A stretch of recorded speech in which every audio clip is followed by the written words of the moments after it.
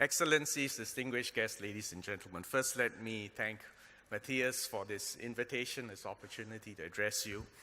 For those of you who haven't taken the flight, from Singapore to Perth is 4 hours and 15 minutes. If you take it at midnight as I did, it's so short you won't get to sleep. But it also illustrates how close we are. I just want to make a few points today which I hope will be useful for this audience. First, that the Asia-Pacific, or as Julie would prefer to call it, the Indo-Pacific, a larger, more inclusive concept, is growing well and stable. The IMF puts the expected GDP growth in the Asia-Pacific at 5.5%.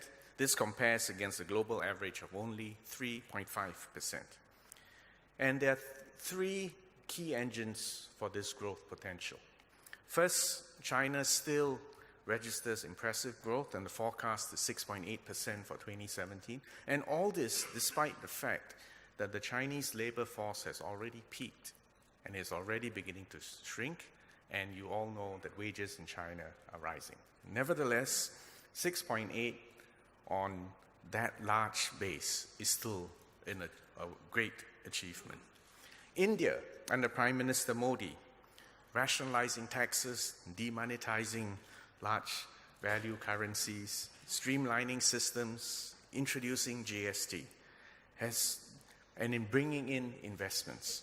All this has led to GDP growth of over 7% over the past 2 years. And one key difference is that India has not yet harvested its demographic dividend. Key difference between India and China is that India has lots and lots of young people. If you shift your focus to ASEAN,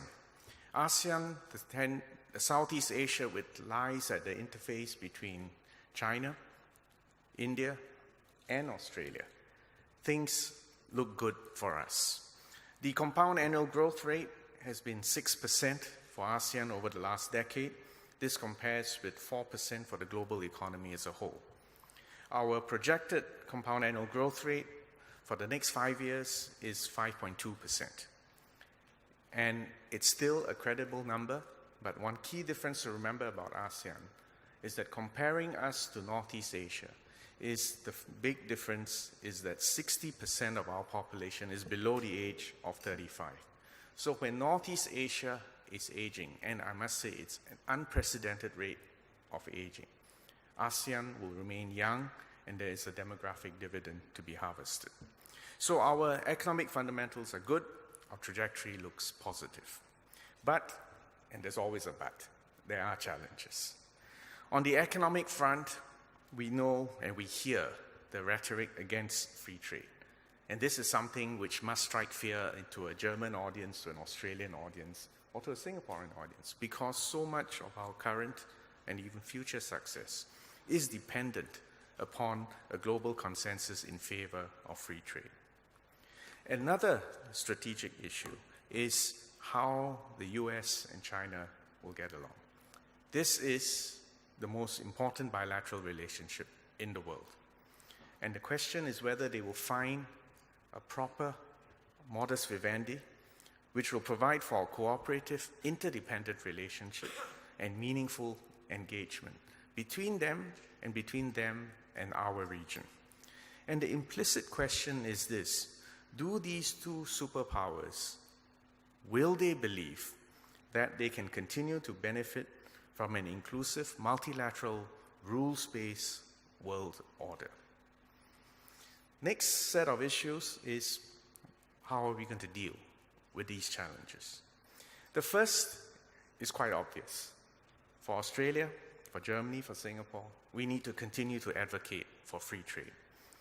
Trade and open markets have been the bedrock for our growth, our prosperity, and more important than that, also for peace in this part of the world. Our region is primed to tap the different engines of growth, and our regional players are connecting up under various emerging economic architectures. Within ASEAN, we have the ASEAN Economic Community, which aims to make a single market, a single investment zone, a single production zone amongst the 10 Southeast Asian countries by 2030. With our regional partners, China, India, Korea, Japan, New Zealand, and Australia, ASEAN is pursuing a regional comprehensive economic partnership. The RCEP basically consists of ASEAN and the 6 countries which we already have existing free trade agreements with. And I think Julie will agree with me, and I hope you'd agree with me, that Singapore has always been a foremost advocate for the inclusion of Australia into all these regional arrangements. The Trans-Pacific Partnership is still in play. Yes, the United States has withdrawn, but we have 11 remaining members, and we are trying our best to find a way forward. Our leaders of the TPP-11 will be meeting in Vietnam shortly. In the meantime, China remains a major driving force.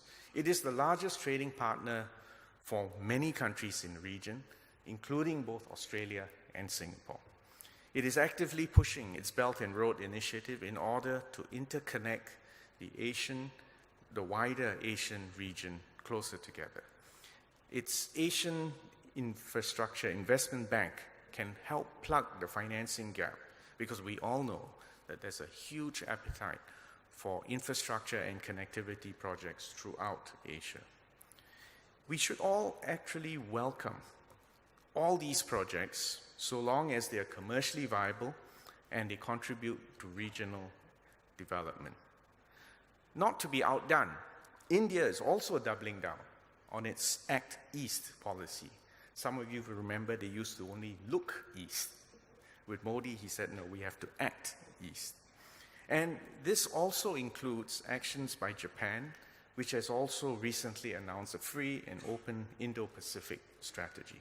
I think the point in all this, whether it's TPP, RCEP, Belt and Road, free and open Indo-Pacific strategy, or Act East, the common point for all these, as far as Australia and Singapore is concerned, is that we remain key stakeholders in all these games. And we do not, or we would prefer not to be forced to make invidious choices. If we can continue to play an active role in all these emerging architectures, the prospects for Australia and Singapore remain bright. And that's why we will continue to pursue integration in search of common prosperity in order to bring tangible benefits and jobs to our people. So that's the first point, the first response to the challenge. The second is the elephant that is not in the room, the United States of America. As we connect and deepen our trade links with China, with India, Japan, and other regional powers, we need to continue to encourage the United States to remain engaged and to be a key stakeholder in our regional economic architecture. In a sense, this is a game for the United States to lose. For the past 70 years, the United States has underwritten a multilateral, rules-based world order characterized by free trade and economic integration. They underwrote that, we benefited from it. But it is also worthwhile remembering that they didn't underwrite it just out of charity.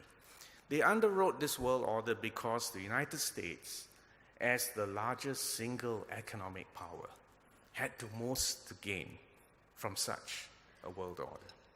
The problem now is when we are moving into a multipolar world and emerging economic superpowers, it is actually a legitimate political question within the United States to ask, what price should the US pay in order to maintain this multilateral world order? It is Julie's job and my job to continue to try to persuade the US that it is still a worthwhile investment, that they have a head start, they have tremendous reservoirs of goodwill, and it is in their own interest to continue to remain plugged into and integrated with our region and to support this concept. We should not fall into the trap of viewing Sino-US relations as a zero-sum game. There's a big difference between the US and China's relationship now from the previous relationship between the US and the USSR during the Cold War, in the sense that never before have a superpower and an emerging superpower been so closely intertwined, so dependent on trade and investments with each other.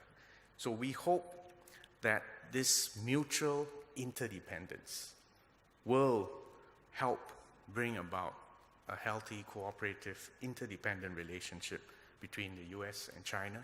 And if they can manage that successfully, it'll be a positive for all of us.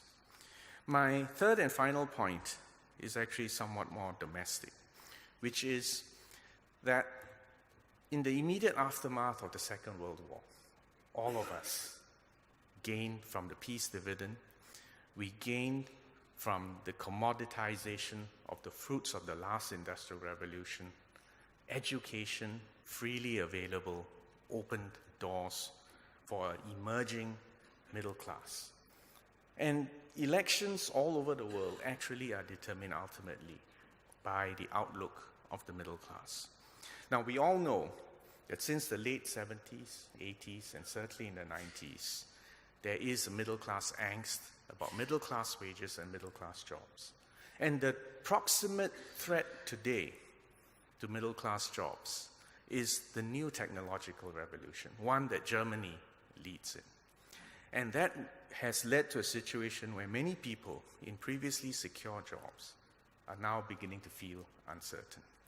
The political problem is that this angst has been misdirected against free trade, against immigration, against economic integration, when actually what is needed is a new GI Bill, a new consolidated, comprehensive effort to train, educate, and upskill our workforces.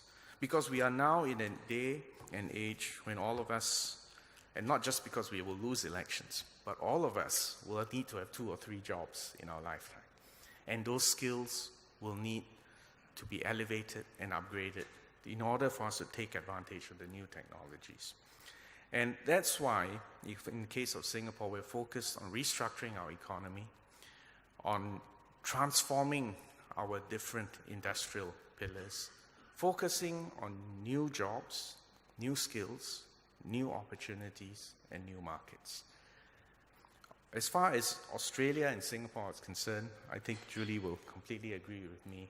We are completely strategically aligned and we're economically complementary. We're both cosmopolitan cities, cities of Singapore, you're a continent. Our 2 countries are outward oriented by definition, and we have to believe in free trade. We both advocate for open, rules-based multilateral world order, where countries big and small can prosper on a fair playing field.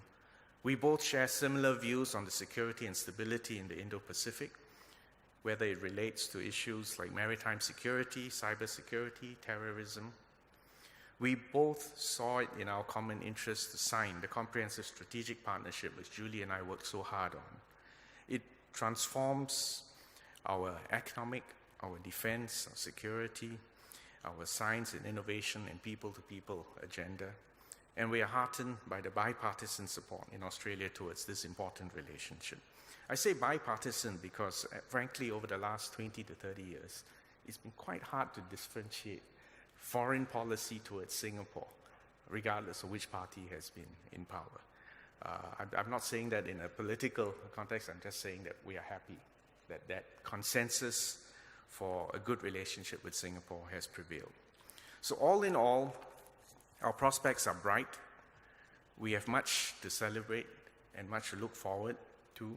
There are some challenges which we need to overcome, but I think if other countries shared a similar perspective as Australia, as Singapore, and I would add Germany, I think the world will be a much better place. Thank you all very much.